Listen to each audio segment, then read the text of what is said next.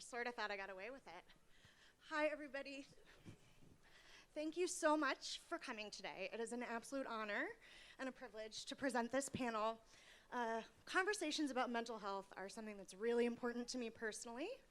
And in talking to the Sioux Falls community, as we began to sort of figure out what this was going to look like, it immediately became clear that this was also something sort of essential to all of you.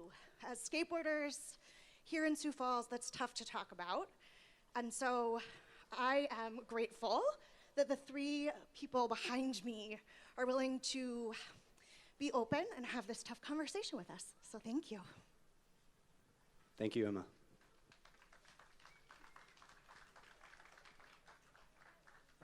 Before we get started also, this panel is going to contain some frank discussion on the subject of suicide and mental health crises.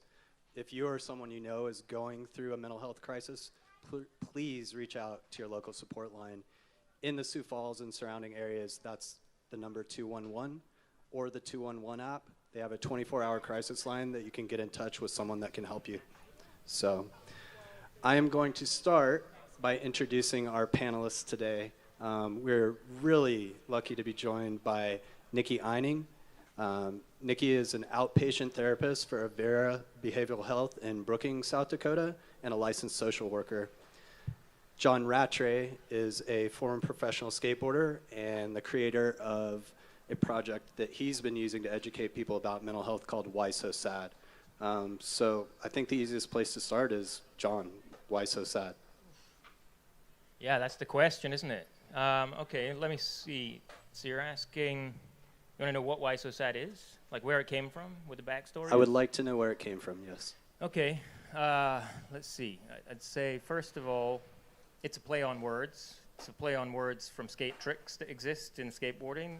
Back in the day, Lance Mountain invented a trick called the Sab Plant, which is a hand plant that him and Neil Blender were messing around with at this spot in California called Sadlands, which they were making fun of themselves because it was this tiny little transitions, very different from Badlands, the upland skate park that was like 12 feet deep vert bowls. So they were like messing around on these little things, called it Sadlands. It became the Sad Plant because you had to stretch your front leg out to get the leverage to come back in on those little transitions. So that was that. Then, a little later, street skating really took off.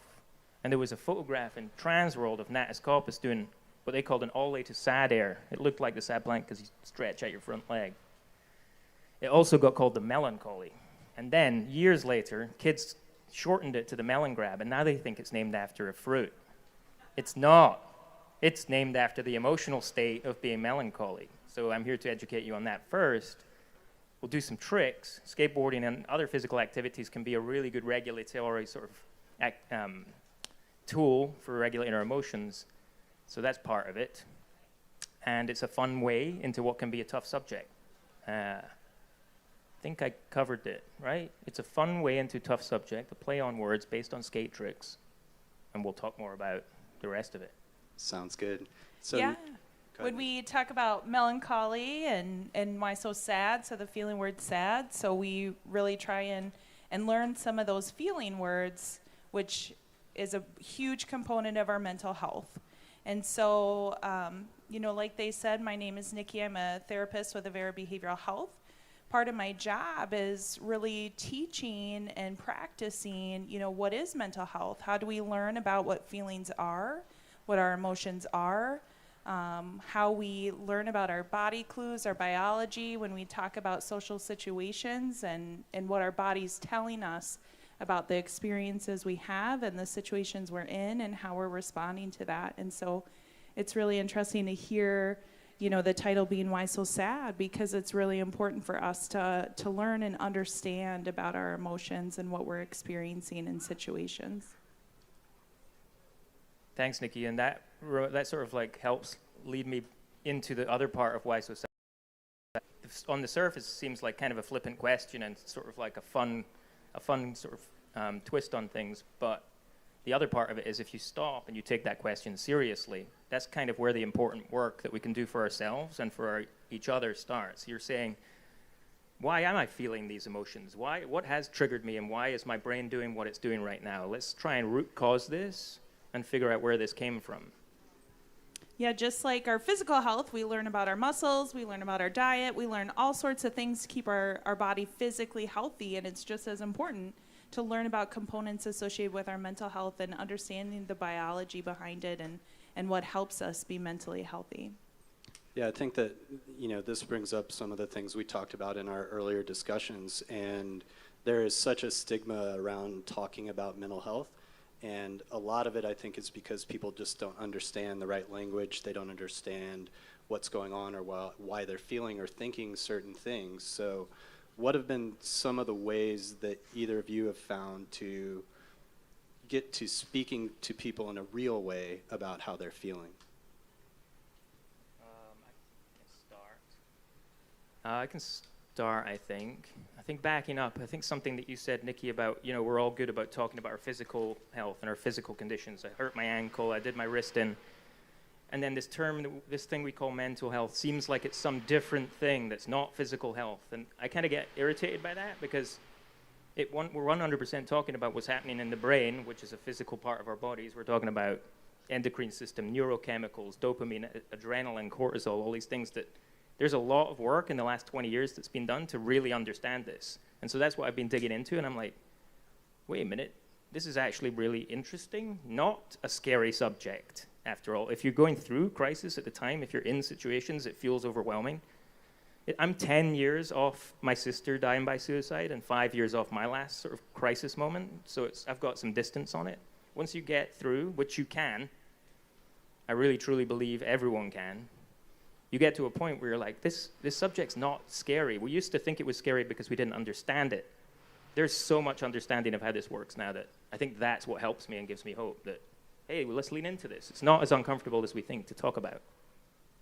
Yeah, how I maybe start talking to people about mental health is we only know what we know. And so, none of us have really had mental health classes when we go to school, or we aren't really taught about mental health. And so what I like to really talk about is all of our emotions are valid and they're clues of the information we're taking in around us. And so in the past, I'm 37, and so especially in the Midwest, I've heard a lot of things, about like feelings are bad, these feelings are bad, or negative feelings or things like that. And what I try to really drive home is all our feelings are normal. They're just clues about the situations around us and how we're responding to the situations around us. And so how do we really learn about what those feelings are and how we want to respond to them and how we help ourselves with those feelings?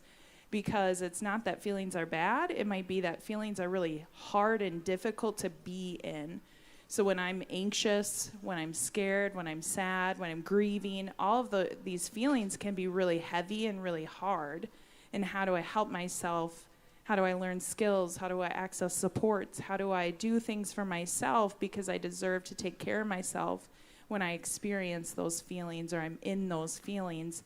Because sometimes when that feeling comes, we're so overwhelmed or we're so confused by it that we might try to do things to change that feeling or distract ourselves from that feeling or numb that feeling. And, that comes partly from just not understanding the feeling itself and the reality of what can I do with this to help myself right now. So what are some of those behaviors that you see where people are trying to distract themselves from the kind of anguish that they're feeling? I don't want to tell your story for you, but when we were meeting, one of the things that stuck out for me that John was talking about that I really kind of want to tee up for you to talk about was, even some of those trying to do trick after trick after trick when you talk about almost hurting yourself physically to distract yourself a little bit of what you were experiencing. And so I think about that and bring it up because I thought that was a really interesting experience or story that you told while we were meeting. Yeah, okay. Let me think about where that came from. My sister died by suicide in 2011.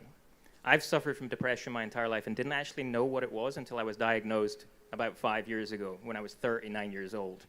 and somebody finally did an assessment. I was kind of in a crisis. There was a lot going on in my life. I was in a crisis. My wife took me to the clinic. They ran through questions. They were like, "You're depressed." And I was like, "Oh, well, thank you for telling me that. Now, why didn't you tell me this like 20 years ago when I first had suicidal ideation?" And it just, I think there's a lot of understanding that's happened over the last few years that then I had this word, depression, that I could go and study. And so in studying that, and I'm kind of going around a little bit, and we'll come back, but in studying that, it led me to the adverse childhood experience study that was done in the 90s by Dr. Vincent Felitti and Robert Anda. They were studying a different social issue, but they realized that people that suffer from chronic conditions and mental distress and mental health issues, it correlates that they've had a higher incidence of adverse childhood experience. They call it traumatic experiences when you were a kid.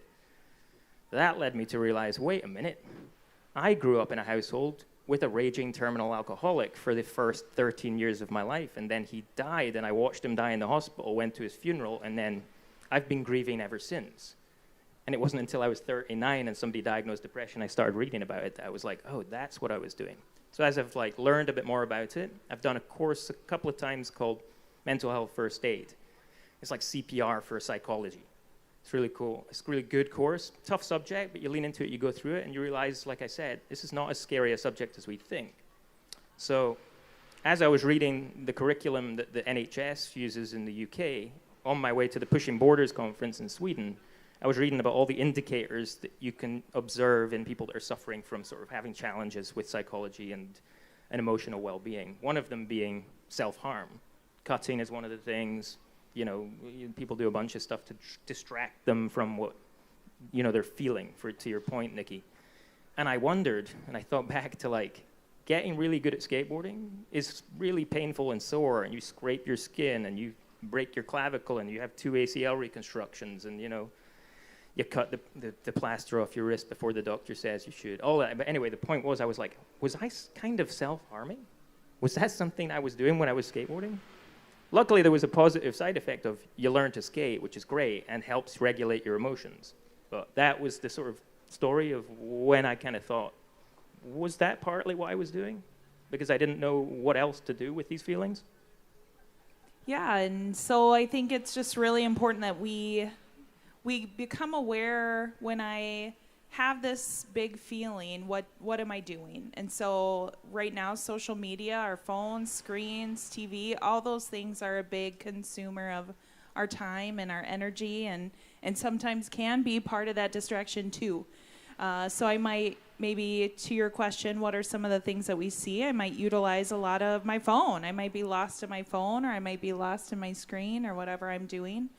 I might numb those feelings with some type of substance. I might, choose some self-harm to change that sensation that I'm experiencing as a result of the feeling I'm experiencing. So there's a lot of different behaviors that we can see that in my world of therapy, we just talk about from a non-judgmental standpoint of, do we understand why we're doing those, and how can we just replace them with something that helps bring us hope and joy or calmness, or, the word that I heard is regulation. How do I just help regulate my nervous system? Because sometimes when those feelings come and they might trigger something from our past experiences, I become dysregulated. And that sensation that I experience in my nervous system, in my body, is too confusing, too uncomfortable for me, and so I try to distract it or replace it with something else. And we try to talk about, I heard today is National Yoga Day. No, that was June 21st. Oh, yoga is a great example of, these ways that we can learn skills and supports and opportunities to become regulated in a healthy way that is kind to our bodies and kind to our brains and kind to ourselves. I wanted to circle back a little bit to the mental health first aid course that you were talking about, John. I think that one of the things that's important for all of us is to be able to recognize these situations and be able to do something. If someone comes up to you with a hurt ankle or a scrape, or they're on this prescription medication or something, you pretty much understand what you need to do. There's a list of things that you would look at and go, okay, well, I'll make sure that you don't take this medicine so you don't hurt yourself. I will clean out your wound so you don't get an infection. But if someone says, hey, I'm having a mental health crisis, or I'm having these challenges right now, a lot of us kind of recoil a little bit because, it's hard to feel qualified in many of those situations to know what the right thing is to say. So I think that the structure of the mental health first aid course is an interesting thing, even at a base level, to learn kind of those 5 steps for people. Do you mind walking us through those? Yeah, so I think the curriculum for mental health first aid was developed in Australia originally, and it's since been adopted and adapted to multiple countries around the world. They run you through a 5-point action plan when you sort of encounter somebody that's suffering from an emotional challenge. I don't even like the term mental health that much. It's too much baggage associated with it. But psychological challenges, emotional challenges. The 5 points are, first, assess for risk of suicide or harm. And that involves actually asking the question. If you're concerned about somebody and they're displaying concerning behavior, you can ask straight up, are thoughts of suicide coming into your head? Is that something that's happening to you? Because if it is, you can let me know. It's okay, this can happen. It's a temporary malfunction you can work through. And it's a side effect of the crazy world and situations that we've been in our lives and that the world throws at us every day. So if that's the case, let's talk about it and let's try and get help. If somebody's not experiencing suicidal ideation, you're not going to inadvertently make them suddenly be suicidal. That doesn't work like that. If somebody is in that situation and they talk about it, that's a good first step. The second point is listen non-judgmentally. So it's like the non-judgmental part is huge.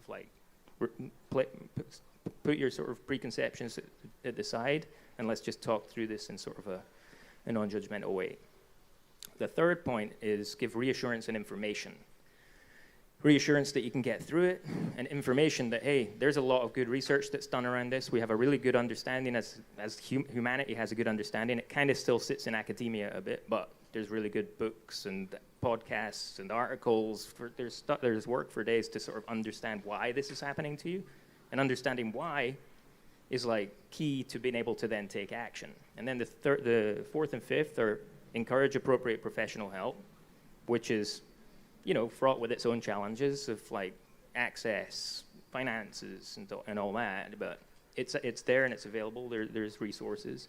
The fifth one, like, can I call 211 with you? Exactly. Could I sit with you and call 211 with you? Yeah, in this region, 211 being the crisis helpline, and then the last one is the one I would always zero in on, because it says encourage appropriate self-help and other support strategies. And I'm like, okay, what are those? That's what I want to know, and that's the sort of information that I want us all to kind of learn, because self-help is going to be critical. Distributing the sort of responsibility, and ultimately, nobody can climb inside your brain and rewire things. We ultimately have to do this ourselves. That's what therapy is. It's guiding people to be able to figure out our problems and where these hair trigger stress responses came from. Likely messed up stuff that happened to us through our childhood when our brain was developing. Yeah, and so, one of the things that we talk about when we talk about that last strategy is hope. So how can I come and show that person I'm willing to sit with them in this difficult time? That the overwhelming feeling, thoughts that are really difficult for them and probably scary for them, that they don't have to sit in that alone. That I'm willing to sit alongside of them if they'll let me, and hopefully look at, how can I engage with them and engage in a way that provides some hope that they're not alone. Research talks about if I'm with somebody who has thoughts of suicidal ideation and I can distract them for even 90 seconds, I can help save a life. And so it takes, just that fraction of time where if I'm alongside them and that person isn't feeling alone, we can really shift that thought process they're having in that moment, that intensity of the feeling. Yeah, I think that notion of hope really sits in that give reassurance part. Give reassurance that we can get through this. There's hope here. There's understanding. This this is sort of something that's happening within your brain and your sort of like emotional response system, and it's manageable. I think the book What Happened to You, like if you think why so sad, we're sort of going into that and saying why am I feeling like this. That book by Dr. Bruce Perry and Oprah Winfrey, by the way, is called What Happened to You, and it's built on what that adverse childhood experience study started in the 90s, and he's built on that with like a real rigorous understanding of how the brain works and kind of how our stress response system works, and then how we can regulate it. I was just going to say, I thought it was interesting in our pre-discussion where you both kind of wound up at the same place with the neurosequential model of therapeutics and thinking about those things from your research that you've done, John, and from your job in the space. Can you tell me a little bit more about what that means? So 2 and 3 of us have experienced some type of adversity in our youth. So 62%. And that's pre-pandemic. And so we know, the research tells us natural disasters, which I was kind of sharing with these guys, the inland hurricanes we've experienced here this summer, the pandemic, a lot of situations this past couple of years, we know that stats even going to rise. But what's important for us to talk about is all of us have some type of story where we've experienced something really hard. And so when we talk about adversity, when we talk about trauma, what's important for us to be aware of is there's a neurobiology component where our nervous system shifts a little bit. The development of our nervous system shifts when we experience trauma because it's trying to help us survive. And so when we talk about stress chemicals, when we talk about our nervous system shifting, it releases more of those stress chemicals, which kind of like Ryan was talking about earlier when we talk about I just really can't handle the sensation in my body, the feeling in my body. That's a response from those stress chemicals. And so why it's important for us to understand the biology of it is because it is biology. It's not just something happening that we're making up in our head, that people are saying, oh, they're just making a big deal out of nothing. This is a genuine biology response to adversity that we experience as a youth and even as an adult. And so the other huge component why we talk about these things is that is not just my story, that is not my end all. So when we talk about the ACEs study, they talked about 10 different types of adversity that they studied originally from the early 90s. We now know there's more than 10, obviously, when we talk about racism and natural disasters and poverty and bullying. There's more than just the original 10 of different types of abuse or household experiences. So when we talk about the original 10, my own personal ACE score, I have 6 ACEs. So I experienced 6 adversities. As a youth, I had a father who was an alcoholic. I was exposed to domestic violence, emotional abuse, 6 different types of traumas that I experienced when I was young and growing up. However, we also know because of the biology that we can rewire nervous system components. We can rewire different neural pathways in our brain with relationships, with skills, with experiences around others, with belonging, with feeling like I am not alone, with hope, with all these components that we talk about today. And so I love to share my own personal story because that's what it is part of my story, because a lot of the other part of my story is the reality that I have 3 beautiful children and a wonderful husband and a master's degree and a career where I get to help people, because what I experienced as a child is just part of my story. And I've had a lot of wonderful, positive experiences that have helped rewire a lot of those nervous system components. But the most pivotal and powerful part for me was learning about the neurobiology experience and helping me understand my own PTSD so I could really work through that and know it's just part of my story. It's not who I am. And that was extremely pivotal for me. And I know you kind of talked about the same experience for you too. That's why it's so vital for us to understand and learn about that. Yeah, I mean, I think it's interesting that you both, as you recognize that there is a diagnosis of where you're at or how you're feeling or reasons for that you're able to then study and go, oh, these are the things I need to do to fix this, which leads to hope, right? If you don't understand what's happening, hope seems very far away because you don't have any way to control any of that. You know, in one of your essays, so John also writes a blog called The Predatory Bird, and he has 3 essays up about his sort of path through dealing with his emotional situation. But in one of those essays, you talked about, you know, patterned, rhythmic, repetitive motions and how that actually relates directly to skateboarding in some ways. You know, tell me a little bit about that idea of those pattern, rhythmic,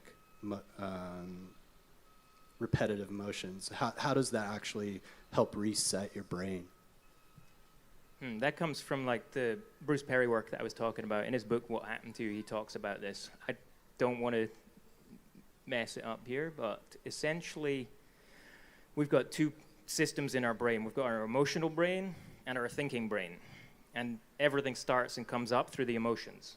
What situation we're in physically comes in through our 5 senses, and it hits our oldest part of our brain, our emotional brain, puts us into some state of readiness. If you've had a bunch of trauma happen to you as a kid, your stress response system could be heightened, so you've got more triggers. There's more associations made with things that could be danger. For me, I think in the essay I talk about keys rattling in a door could be associated with who's coming in that door. I'm getting into a state of like, do I need to fight? Do I need to go and hide? What do I need to do? And those associations stay with you. Even if you don't realize it as an adult, they hit you in your like pre-conscious brain, and then you start to have thoughts associated with it. And if you don't understand what's happened, those thoughts can run away with you. You can start to think, there's something wrong with me, I'm broken. Once you kind of think back to what's happened to you as a kid, you're like, wait a minute, no.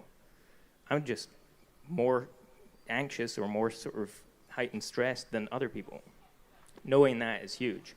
And then what Dr. Perry shows is that, well, one, when you're stressed out, you can't properly think. Your brain moves resources down into your fight or flight response.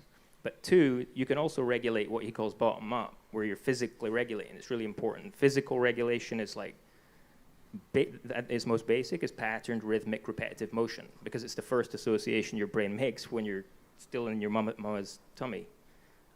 As I would say to my kid, hey, you were in mama's tummy, and now you're here. But you're hearing your feet. You're warm. You're in utero, and you're hearing the heartbeat, and you're feeling the heartbeat of your mother. It's the first association with safety that you make. And so skateboarding is a pretty good regulator because you have to sort of go out of your thinking brain and really concentrate on this sort of click, click, patterned, repetitive motion. For me, playing the guitar is really good. You have to focus on it. It takes you down into your body.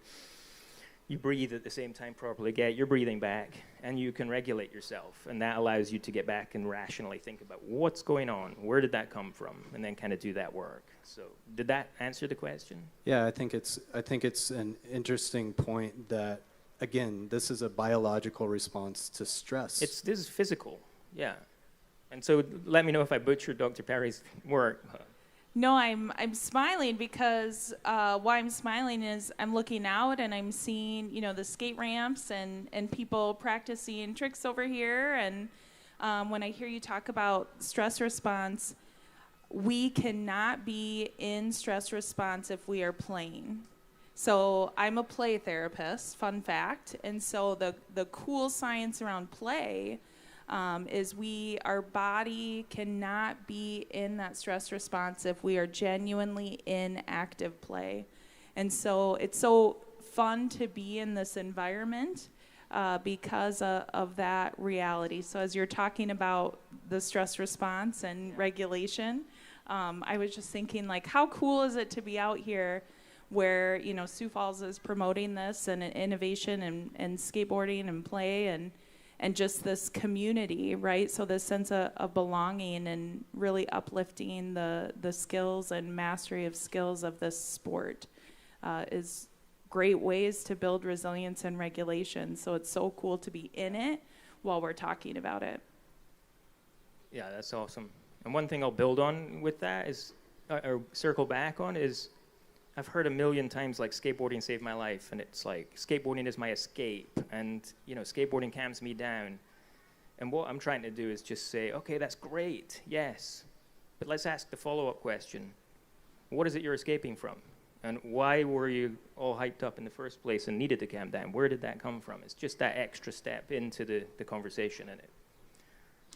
Yeah, listening to you guys, it was really cool to hear, like, your mentors when you guys were talking about, you know, learning to skate and your skating community. And I think that's a great concept or thing to take away is if I find myself in that mentorship role or opportunity or, you know, peer relationship, I can always ask those next questions. Or if I notice somebody isn't showing up, how do I reach out to them? You know, if I notice someone's acting differently than they usually are when they show up, how do I ask those follow-up questions? You know, how do I really kind of just take on that engagement responsibility piece to take care of those around me?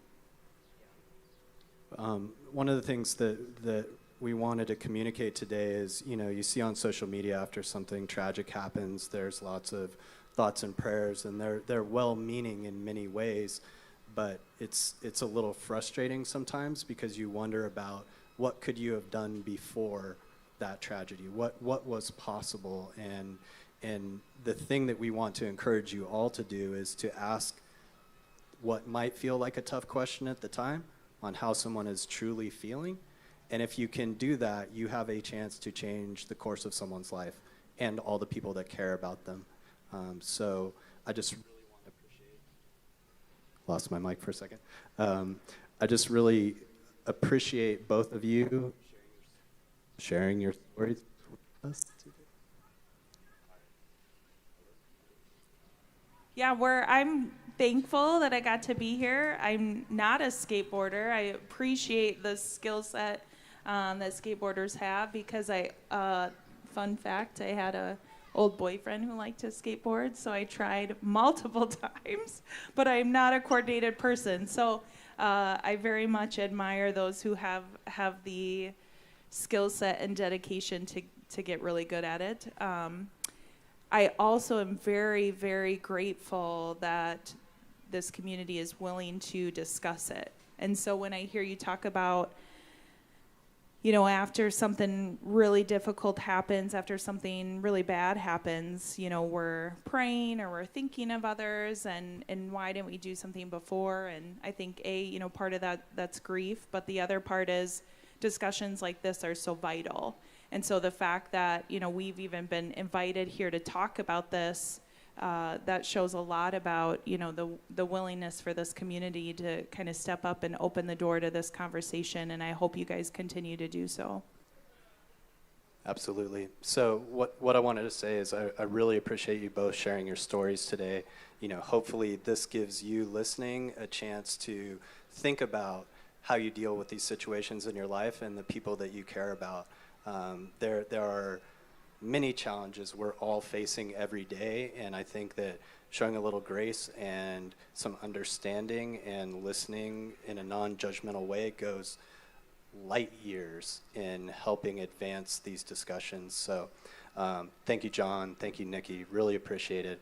I wanted to say that this panel is dedicated to all of us and anyone here that has had some of these tragedies in their lives, and specifically a friend of the Lemelson Center, August Robert Grahn. We appreciate his family being here today, and we appreciate the chance to have this discussion in this place with these people that we love. So thank you all for spending your time with us today. If you're in a situation where you want to explore any of these things further, we actually have a couple booths here on site One of them is called Face It Together. It's right here on the corner. They deal mainly with addiction and support for families dealing with addiction. And also there's another group down on the other side, right across from the Subaru booth, called Compass. And they really look at family sexual violence and mental health issues. So there are resources here. There are people here you can talk to. Please step out of your shell a little bit and talk to someone that you think might be dealing with these situations so that we can make everyone's lives a little bit better. So thank you all for your time today. We really appreciate it.